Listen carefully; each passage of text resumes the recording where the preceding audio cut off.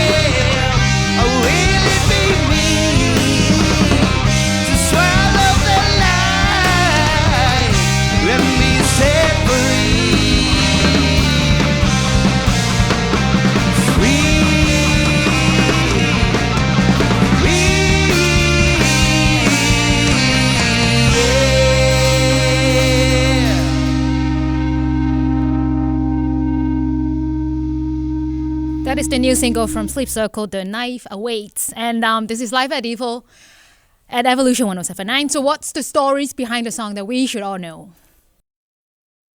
The song ultimately is a reminder to anybody that may be experiencing, I don't want to say issues, that might not be the right word, but struggles or challenges with their mental health, and just a reminder to them that they are in control. So it would be like, so it would be a difference from like the previous albums, or for you it's like a continuation? It's a little bit of a continuation. I mean, I think a lot of our songs, at least in my mind, exist in one universe. I don't know about the rest of the guys, but so in a way, it is a continuation. But I think through all of our music, we've tried to promote a positive message and mental health support ultimately. So it would be interesting because we can see a lot of musicians that are working hard to like promote mental health issues. What makes you feel like let's bring it on to the songs? I mean, there would be a lot of issues around the world, right? Like war and everything, but what makes it like, I want to write a song about mental health? Well, I think ultimately it's something that everybody experiences, not to discount any of the atrocities being committed across the world, but I think it's more personal and intended person to person rather than me writing a song about Ukraine or Russia or something. So it's more like connecting with the audience. Absolutely, yeah. Okay. Well, just because I was wondering like what would be the message behind it. We all have to know because this is about like connecting the audience through the songs, right? Definitely. And this is the new singles, and are we also expecting some albums relating in 2023? In 2023, we do have some stuff planned for later in the year. We've got to keep it under wraps, unfortunately. Well, it's fair enough. Okay. So just now, before we really kickstarted, we talk about the previous album. We talk about the graphics. The graphics is very cool. I mean, like that is the band logo. I'm hoping it's like clear enough. And I also have other production, other graphics from them. I was like, can I know more about the background? Like, you guys designed it or who? Or did you get somebody to do it for you? So that stuff there that you pointed out to is from our previous album, a couple albums back actually, and a guy by the name of Kevin Ellis Moore did that. Do you remember? Soft Surrogate. Soft Surrogate. Yeah, he actually does lots of art for some big bands like Of Mice and Men. He did the graphics for the Alice in Chains tour recently with Breaking Benjamin. He's a professional. He does a really good job. So we used him on that one specifically. But in terms of our art, we like to change it up each record. We like to go with someone new and try and give someone local a shot, or maybe someone abroad. We've used guys from the States before, and we've used Canadians as well. And that's the thing. I think for this one, it's more like personal. The other one, I mean, it's more like about the goddess. The other one is about like the waves, and the new one that is about the knife awaits. It's like the sunset. Like, is that idea is like you plot the idea, you pitch the idea to the designer, they would design it, or like it's all from them. This, I think, speaking in terms of the new one, we did have some help with that one. Not in the traditional sense, though. Something, and we may get a lot of hate for this, but that is 100% AI generated based on the prompt album art for the band Sleepcircle. We cut out the middleman. We did the art ourselves. Baby. We did it DIY. Different way of achieving creativity. Mm-hmm. Yeah. I mean, it's very cool to see the design and everything, because when I was like looking through the website, I'm like, the graphics are stunning. Like, I didn't really quite expect that. So I was like, this is cool. Yeah. So on Renegade, the EP previous we released in 2021, those graphics were done by, do you remember the gentleman's name? Caleb Friesen, yeah, and he was Caleb Worcester, yes. Yeah. And so he did that all in a program called Blender, which I don't know much about, but it's cool for video games and album art, I guess. Yeah. So somehow it's cool to, just let them design, because they know way better than we do, because we all have like different specialties, and then that one is in their part. So talking about the previous album, would you like to bring us one song from that album? We could do that. How about we play Carry Me Home?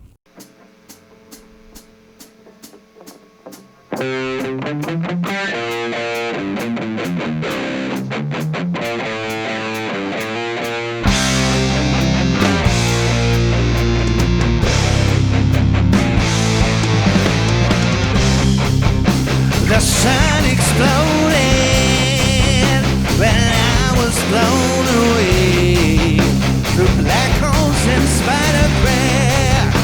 Upon an astral plane where men are known to ignore the facts and reap the silence to cover up their trail. Beam of light,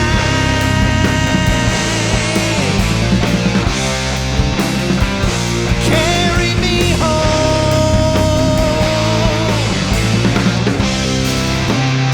There's no time to waste,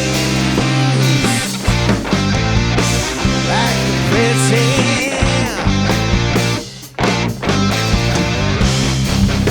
A mind uploading, artificial life. I've seen the future, and it looks like a night. 'Cause men are known to ignore the facts and reap the silence to cover up their trail. Beam of light,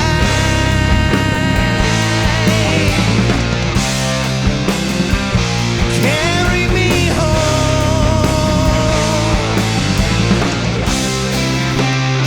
There's no time to waste, like the present.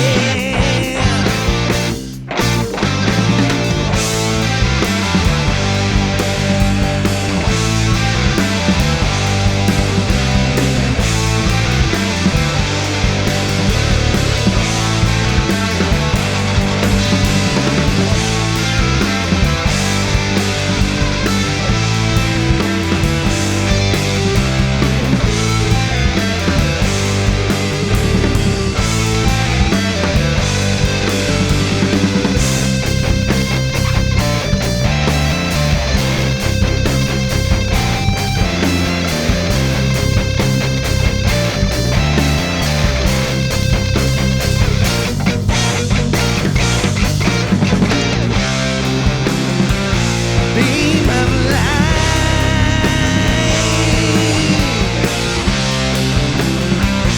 carry me home.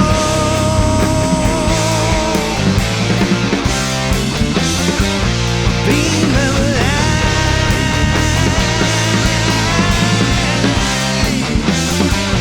carry me home. Yeah. There's no time to waste, no time to waste, like a present.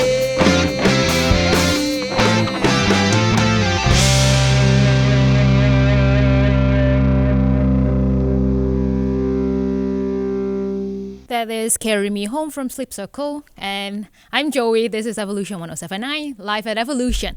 Thanks again for the song. And it would be fun to know more about how does the mechanics work in the band. Because obviously I have like 5 big gentlemen in front of me. You would be working on a lot of projects together, right? And there would always be differences. How do you sort it out? And any interesting argument or differences that you feel like we should know? Should we tell them about the notching stick? So Paul keeps a large. I'm kidding. Well, actually, we usually run the band as a democracy. So if there's something that we don't agree on, majority rules.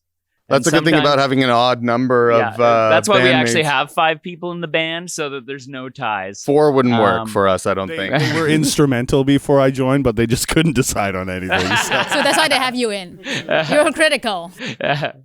So yeah, we just, if there's something that we all drastically disagree on that much, and I gotta say, there's not a lot of things that are like that. Usually we're all on the same page with pretty much everything. We just take a good old-fashioned vote. Show of hands. We do have this joke about something called the notching stick when things do get really serious, like, counting measures or something like that. It's 5, it's 6. All right, let's get out the whiteboard marker and let's notch it all out on the whiteboard. Yeah. So that's only happened, I think, 1 or 2 times though. And I don't even remember what it was about now, but it seemed serious at the time. Well, I bet so. Otherwise, it wouldn't be like gathering everybody, be like, let's vote. Yeah. Okay. Well, like it's good to sort out things like in a civilized way, Yeah. for sure. So, even though we have like COVID and pandemic, I can see like the band is very hardworking, has been producing pretty much every year, like starting from 2017 and then 2019 during COVID. Before COVID, you had one out, like the Strange Life. So what would be the difference for the like pre-COVID, during COVID, after COVID? Let's say for COVID, you don't have a lot of shows going on because of the social distancing. How would that be? How would that affect every one of you? I mean, we were fortunate enough to all be in each other's bubble, as it were. So we stayed together. We kept working on music. Obviously, we were limited in playing shows, but we got to do some really cool things like the Live at Rain City Recorders session, where it was essentially a show, but we just live streamed it with no audience because that was illegal. But how does it feel like to perform in front of nobody? It feels odd. It's yeah. People kind of are. I think a lot of the reason why we still do this after so long, you know. It's good to have like that vibration in the chest, and like you have the feedback. Otherwise, it's like singing in your own bathroom. Like Yeah. So what is the most? Oh, sorry. Oh, I was just gonna say we definitely feed off the crowd when we play live. Like we're our music is pretty high energy. We like to feed off the crowd. So playing to no one is definitely weird. Even at our first show back after the pandemic was the Return of Rock, and everybody was seated at the rickshaw for that show. That also felt really weird to us because at a rock show, normally everybody's front and center. And everybody's kind of like being rowdy and running into each other in a pit. But at that show, everybody had to be seated. So it was kind of a different experience for us. Though that said, we were super happy to still play. Some of the worst chair dancing I've ever seen in my life at that show. Like sitting and then still like trying to move. Yeah, lots of this. Yeah, They tried their very best, I believe. They did. We appreciate the terrible chair dancing, but What is the meaning of performing in all of your mindset? Because just now you say, obviously being a musician in Vancouver is not easy. What makes you feel like I want to try again? I want to go forward? I think a big part of it for me is just getting to hang out with my friends and and do something. Like if we weren't playing music together, I don't know, maybe we'd be riding motorbikes or skiing or I don't know, doing something dangerous. Playing golf, We do that sometimes too. But it's just like we all, I think, really enjoy spending time together. So that's like a big part of it. And meeting new people, going somewhere and like there being a really great crowd. Like last time we played in Kelowna, it's just, there's lots of kind of layers to it about why we keep going. But a big part for me is just hanging out with my friends and creating something I think that's unique to us. Like, I don't know, we have obviously tons of influences that shape the music in our band, but I think also we try and create something unique that's not been done before. Maybe take elements from some of our biggest influences and then implement them in our own way and then create something brand new. And that's, I think, what drives us or what piques our interest in to keep going and doing what we're doing. So as far as I know, seems like you guys know each other before you start the band, right? Or yeah. So how did you guys what stick you guys together? Or it's just like, let's form a band. How does Sleepcircle come to life? Well, Andrew and I are actually brothers, so we've known each other for a pretty long time. You didn't choose to, but we know each other. We've been playing music with each other for our entire lives, so that's part of it. And then like Ian, Cobb, and I all met at school when we were going to UBC, and then Jake, we played a show with his other band, Jake Tuzel Band, and we're like, this is a really cool guy. And then soon after that, our previous singer left the band, and yeah, we got together with Jake, and it's things. Jake responded to the Craigslist Yeah, ad. Jake responded to the Craigslist ad. Within minutes, Yeah. actually. I think we put a Within Craigslist minutes, yeah. ad up, and within 20 minutes or so, we already had an inquiry, and he was Yeah. this guy over And here. actually, we were all so excited when we put 2 and 2 together who it was, because we just met Jake recently, and yeah, he was such a cool guy that we were like, wow, we're so lucky that this person wants to join our band. Do you still browse Craigslist? Be honest, do you still browse Craigslist? Honestly, yes. I check the musician section once a day. Never know what's out there. Okay, so that is the story behind, because I thought maybe not many of us would know about it. So Sleepcircle and the eyes, what does that mean? What does the eye mean? I think that's also designed by Kevin Ellis Moore, and we had this idea of like a sleepy eye, for reasons. And I remember just telling him, I was like, oh, can you do like sort of a sleepy looking eye that kind of has some occult influences to it, but not too on the nose? And that's what he came up with, and we really liked it. And then a name also from the brothers, or how? Yeah, the name. That was, I was going to college right then, and I don't remember exactly the details around coming up with the name. Like, I don't remember a lot of details from that time in my life. But if anybody else wants to jump in and... We tossed around a lot of different band names, and we came to the conclusion that this was the best one. Unfortunately, I can't share all the other band name ideas that we had. Once again, the NDA. Okay. Well, like it's interesting. I mean, like it's very it's unique. When I search about the band, it's like this is one of a kind. This is cool. Yeah, It's we us really and, appreciate that. It's us, and there's also a sleep clinic somewhere in the States that also uses the name, but We're different. We're in Canada. Yeah. exactly. Sleepcircle.net. We're coming for you. There can only be one. a company that specializes in circular mattresses only. That is the thing. When I type like sleep circle, they usually reply like, "Do you mean sleep cycle?" Yeah. I'm like, no, I want music. Yeah. So, what about bring one more or like few more songs with us for us? Yeah, sounds great. I think we'll do one off of Strange Life called Consumed.